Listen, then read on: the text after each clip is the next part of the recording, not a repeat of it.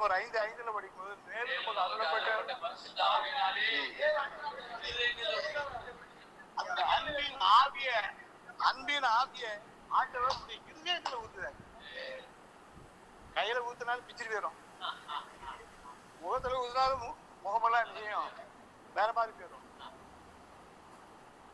எல்லாவற்றையும் பார்த்து திருக்குள்ளதும் மகா கேட்டுள்ளதுமான இருதயத்தில் ஆவி ஊட்டப்படும் போது யார் மேலே கசப்பான வீடு, யாரும் வேண்டாத ஆளுமே.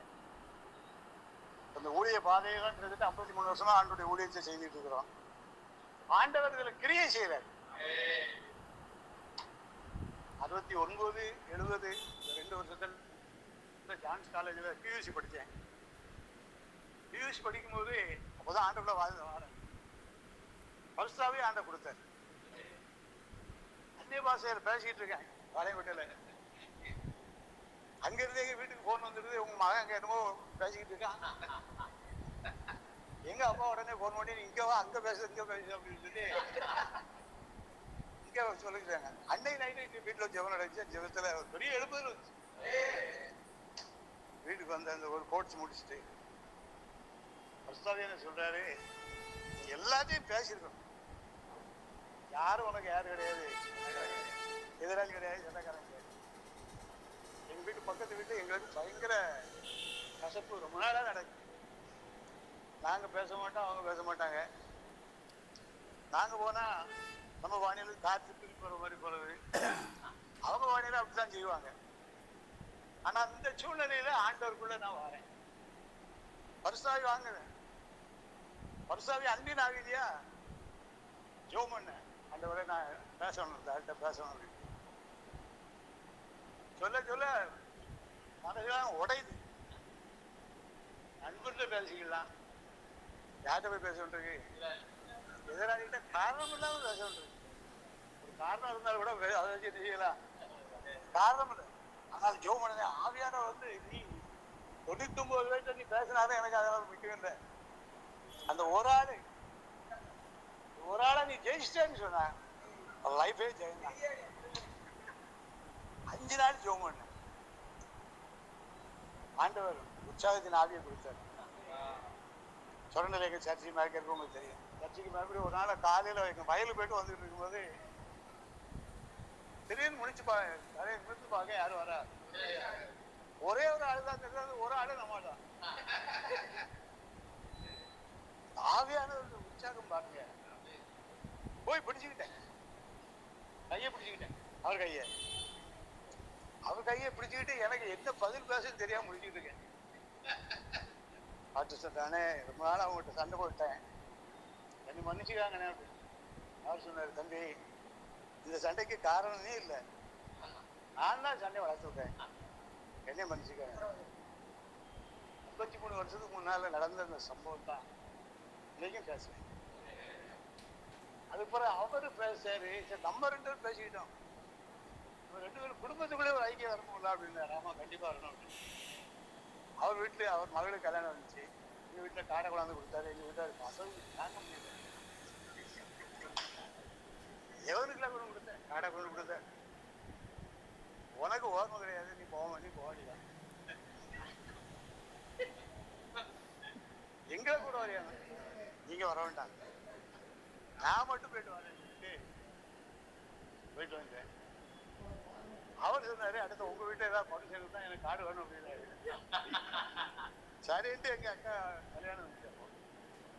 காடை கொண்டு அவங்க கொடுத்துட்டு என்கிட்ட சொல்ல கேட்க மாட்டாங்க. அங்க செட்டா பரவாயில்ல வந்தேன். செட்டா பரத்து வந்தாச்சு.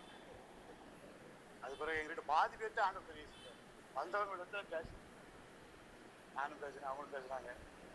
இன்னை வரைக்கும் அந்த கிருபையில அந்த குடும்பத்துக்கு அந்த குழந்தைங்க குடும்பத்துக்கு எந்த விதமான கசப்பும் அன்பை கூட்டி வளர்ந்துங்க.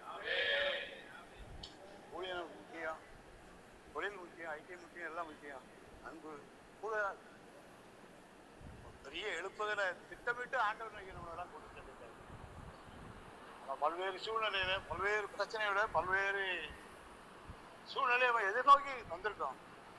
எல்லாம் கர்த்தர் பார்த்து சின்னவன் 1000மும் பலத்த ஜாதியுமா கர்த்தராகிய நான் ஏற்ற காலத்தில் தீவிரமாக இந்த காலத்தை போட்டுக்கும் பாருங்க விசுவாசிகளுக்கு இதை ஜான்ஸ் காலத்தில் ஆண்டவர் சொன்ன வசனம். வார்த்தையிலும் நடக்கையிலும் அன்பிலும் ஆவியிலும் கற்பிலும் விசுவாசத்திலும் விசுவாசிகளுக்கு மாதிரியா இருக்கு வார்த்தை. இன்னைக்கு அநேகரோட பேசி சங்கடவில் பக்கம் ஒரு ஆள் காரில் உள்ளிட்டு போயிருக்கும் போது ஒருத்தர் நினைச்சு காரை வந்து பட்டுங்க இருக்காரு. எதுக்கு சொல்றாரு அப்படின்னு கேட்டா பின்னாடி ஒரு வசனம் போட்டுருக்கீங்களா இந்த வசனம் எங்க உள்ளது அப்படின்னு அதாவது எழுதிட்டு பாரு. விசுவாசிகளுக்கு என்னை உங்களை ஆண்டவர் அப்படிதான் அழைச்சிருக்காரு. ஊழியங்கள்லாம் ஜெயமா இருக்கும். யாரையும் கசப்பா நினைக்க வேண்டாம். ஊழியத்தில் வந்தவங்கள சந்தோஷமா ஏற்றுக்கணும், போறவங்கள சந்தோஷமா அனுப்புவோம். கர்த்தர் யாரை கொண்டு என்ன செய்யணுமோ கஷ்டங்கள் எல்லாத்துக்காக ஜோம் பண்ணிட்டு இருக்கோம். நீங்களும் ஜோம் பண்ணுங்க. ஆண்டவர் வழியில் இருக்கிறார். விசுவாசிகளுக்கு மாதிரியாயிரு. அன்பை கூட்டி வளர்ந்து அன்பை கூட்டி வளர்ந்தா போய் என்கிட்ட பேசலாம் ஒன்றும் சொல்ல வேண்டாம். அது ஆட்டோமேட்டிக்கா செல்லும். ஆட்டோமேட்டிக்கா செல்லும். அதுக்குரிய சூழ்நிலையை ஆண்டவர் உருவாக்கி தருவாரு. கர்த்தர் வார்த்தையை கீழ்ப்படிவோம். கர்த்தர் பெரிய காரியத்தை ஸ்தோத்திரம் பண்ணிடுமா எல்லாரும்? எல்லாரும் ஸ்தோத்திரம்.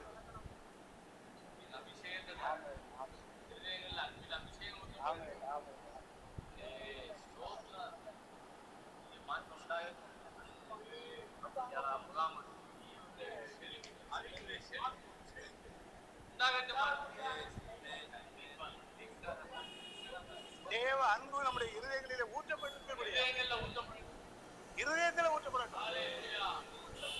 வாய் வார்த்தை மட்டுமல்ல, இருதயத்தில் அன்பு ஊற்றப்படும் போது இருதயத்தில் நிறைவினால் வாய் கர்த்தர் நம்ம பெரிய எழுப்புவதற்காக ஆயத்தப்படுத்திக் கொண்டிருப்பதற்காக 2 நாள் ஊழியங்களையும் கிருபையாய் நடத்திருக்காங்க. நாளை நடத்த போவதற்காக நாங்கள் நன்றி சொல்லுவோம். பெரிய காரியங்களை நம்முடைய சுவாமி உங்களுக்கு ஸ்தோத்திரம். கிருபைக்காக நன்றி சொல்லுவோம். வந்திருக்கிற எல்லாருக்காக ஜெபிக்கிறோம். எல்லாருடைய குடும்பங்களுக்காக ஜெபிக்கிறோம். அடுத்த நடக்கும் இரக்கம் வைக்கும் தேவனாலே எல்லாமே கைகூடும்.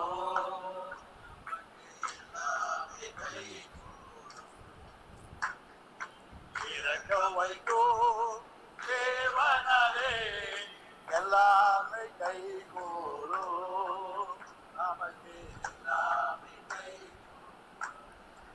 இதைப்பவனாலும் அல்ல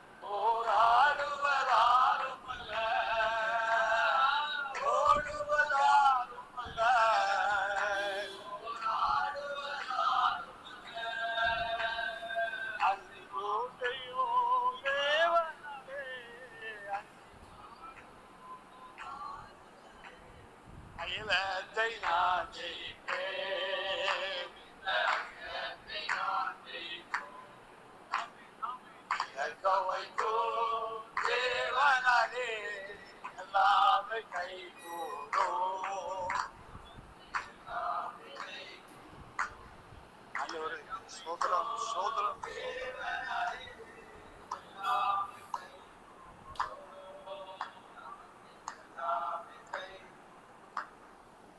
ஊழியத்துக்காக அடிக்கடி ஜோம் டெய்லி ஜோமனத்திலே சொல்லல, அடிக்கடி இது செய்யுங்க.